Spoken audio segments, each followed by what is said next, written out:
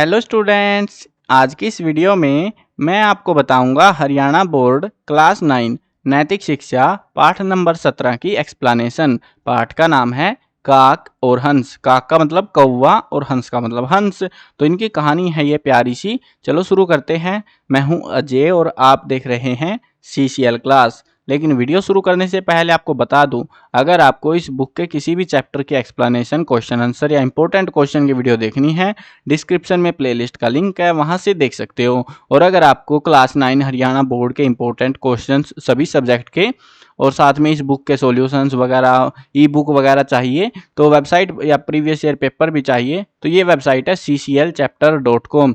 Google पे जाके search करनी है आपको और ये इस वेबसाइट पर आपको बहुत कुछ मिल जाएगा हरियाणा बोर्ड के रिगार्डिंग, आपकी क्लास के रिगार्डिंग। तो जरूर से विजिट करना। अब शुरू करते हैं चैप्टर को। किसी समुद्र तटवर्ती राज्य में एक वैश्य रहता था। वैश्य होता है व्यापारी। तो एक समुद्र के किनारे कोई राज्य था जिसमें एक व्यापारी रहा करता था। वह दयालु और दान परायण था, यानी कि उसको दान करना, दया दिखाना बहुत पसंद था। वो दयालु था बहुत ज्यादा। उसके पुत्र अल्पवयस्क थे। अल्पवयस्क होते हैं मतलब बच्चे ही थे, छोटी उम्र के ही बच्चे थे उसके जो बेटे थे। और वे प्रतिदिन एक काक को अपना झूठा भोजन दिया करते थे। वो हर रोज एक कौवे को, जो उनका भोजन बच जाता था, उसको दे दिया करते। उनके झूठे भोजन को खाकर वह काक हर्ष पुष्ट हो गया, यानी कि उनका जो भोजन था, जो बचा हुआ भोजन था, झूठा भोजन था, उसको खाने के बाद में वह कौवा मतलब हट्टा कट्टा कौवा हो गया। वह गर्वित होकर अपने सजातियों को अपमानित करने लगा। उसको चोट आ गई कौवे को, भाई देख मेरी बॉडी देख, डोले सोले देख। तो ऐसे चिंगराने लग गया दूसरे कौवों को जा जाके। एक बार मानसरोवरवासी तीव्र गति वाले कुछ हंस समुद्र तट पर आ गए। मानसरोवरवासी कौन से हंस होते पता है? ये जो है ना मानसरोवर में रहते हैं एक्चुअल में, लेकिन ये पता नहीं कैसे समुद्र के किनारे आ गए। ये बहुत तेजी से उड़ सकते हैं, लंबी दूरियां तय कर सकते हैं बहुत स्पीड में। तब काक ने एक हंस के साथ उड़ान भरने की बाजी लगाई। देख, ये हंस को बोल रहा है कौवा, देख भाई मेरे अंदर बहुत ताकत है, मैं तुझे हरा दूंगा, आजा, लगी शर्त। चल भैया हो जाओ। अब शर्त लग गई इनकी। इस पर सारे हंसों ने हंसी उड़ाते हुए उस कौवे से कहा, हम मानसरोवरवासी हंस हैं और सर्वत्र उड़ते रहते हैं। तुम काक होकर क्यों हमें चुनौती देते हो? तुम हमारी टक्कर नहीं ले पाओगे, क्योंकि हम बहुत तेज उड़ने वाले हंस हैं। अब देखते हैं इनकी इज्जत बचेगी हंस की या कौवे की बचेगी। हंसों की बात सुनकर काक ने उनकी निंदा की और उनसे अपनी प्रशंसा करते हुए बोला, मैं 101 प्रकार की उड़ानें भरना जानता हूँ। मतलब मैं उल्टी बाजी, सुल्टी बाजी, टेढ़ा उड़ना, सीधा उड़ना, मैं हर प्रकार से उड़ना जानता हूँ। उनमें से प्रत्येक उड़ान 7 योजन की होती है। हर प्रकार की उड़ान सही होती है, मेरी सही से उड़ सकता हूँ। मेरी उड़ानें अद्भुत होती हैं। यथा ऊंचा उड़ना हो, नीचे उड़ना हो, चारों ओर उड़ना हो, तिरछा उड़ना हो, कुछ भी उड़ा लो, मुझे आता है उड़ना। जब मैं तुम्हें ये सब गतियां दिखाऊंगा ना, तब तुम्हें मेरी शक्ति पर विश्वास होगा। कौवा जोश जोश में बोल रहा, भाई तुम बताओ कि मैं कौन सी उड़ान भरूं? तब हंस ने हंसते हुए कहा, काक तुम अवश्य ही 100 से अधिक प्रकार की उड़ानें भर सकते हो, किंतु मैं एक ही प्रकार की उड़ान में दक्ष हूँ। दक्ष का मतलब होता है एक्सपर्ट हूँ, मुझे बहुत बढ़िया से आती है वो। तुम्हें जो उड़ान उचित लगे उसी से उड़ लो। अब उड़ने की रेस लगनी है भाई, वो उसकी मर्जी, टेढ़ा उड़ चाहे सीधा उड़, तुझे रेस जीतनी है।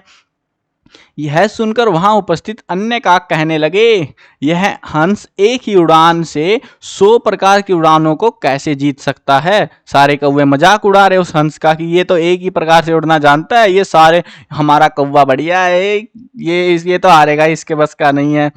तब काक और हंस स्पर्धा करते हुए उड़ने लग गए। चलो भैया, रेस तैयार हो चुकी है, दोनों उड़ने लग गए। काक अलग अलग प्रकार की उड़ानों से दर्शकों को चकित करने लगा। आप कलाबाजी कर करके ऐसे दिखा रहा है कि देखो कौवो, कौवो भाइयों देखो, मुझे आता उड़ना, हंस नहीं जीतने वाला। हंस अपनी एक ही प्रकार की मृदुल गति से उड़ता रहा, शांति से वो उड़ता जा रहा है। काक की तुलना में उसकी गति अति मंद थी, बहुत धीमे धीमे उड़ रहा था। वो कौवे को लग रहा है मेरे अंदर तो, मुझे तो उड़ना आ गया, ये क्या हंस है? यह देखकर अन्य काक हंसों का तिरस्कार करने लगे। ए हंस, निकल जाओ यहाँ से सारे के सारे, तुम्हें नहीं आता उड़ना। देखो हंस काक से पिछड़ता जा रहा है। यह सुनकर हंस ने उत्तरोत्तर वेग बढ़ाते हुए उड़ना आरंभ किया। अब क्या हुआ, हंस सुनना चाह रहा था उनके मुंह से वो मीठी वाणी जो कौवे बोलना चाह रहे थे अपने दिल से। अब हंस ने अपनी स्पीड बढ़ा ली। काक थकावट महसूस कर रहा था क्योंकि वो चौंचले ज्यादा कर रहा था। उसे विश्राम करने के लिए कोई वृक्ष या द्वीप दिखाई ही नहीं दे रहा। अब क्या करे, अब तो मर गए भाई। वो थक गया और वो आराम से उड़ता जा रहा। घबरा कर वह सोचने लगा, मैं थक कर कहीं समंदर में ना गिर जाऊं और मच्छी खा जाए मुझे तो। अंततः वह हंस के पास गया। जब हंस ने देखा कि काक समुद्र जल में गिरने वाला ही है, उसे बचा लेने के उद्देश्य से उसने कहा, बंधु, तुमने अपनी अनेक प्रकार की उड़ानों का बखान करते समय अपनी इस गुप्त उड़ान का जिक्र नहीं किया।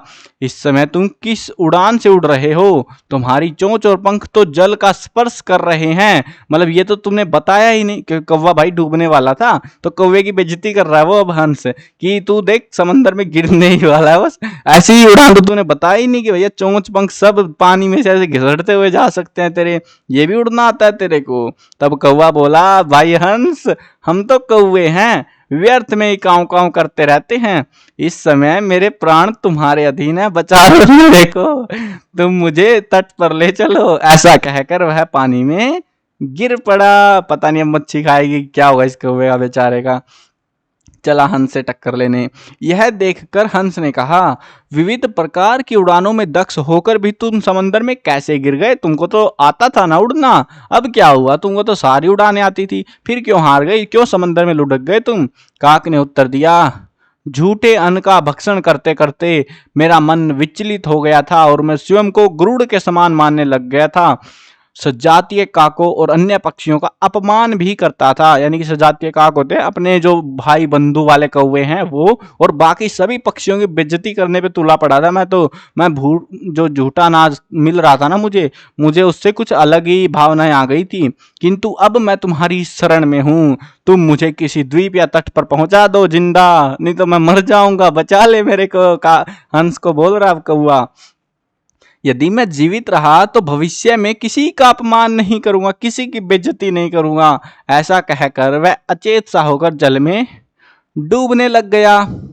हंस, चलो भैया बचा लेते हैं, दया आ गई उस पे। उसने पंजों से पकड़कर कौवे को अपनी पीठ पर लाद लिया और उसे लेकर उसी स्थान पर लौट गया जहां से वे प्रतिस्पर्धा करते हुए उड़े थे। वहां जाकर उसके काक को धैर्य बांधा और स्वयं उड़कर दूर देश को चला गया।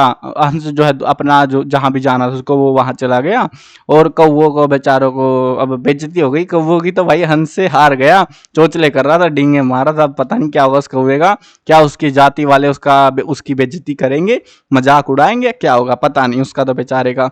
चलो ये थी प्यारी सी कहानी, कौवे और हंस की रेस वाली कहानी। मजा आया ना कहानी में? चलो ऐसी कहानियों के साथ फिर मिलते हैं। Bye bye.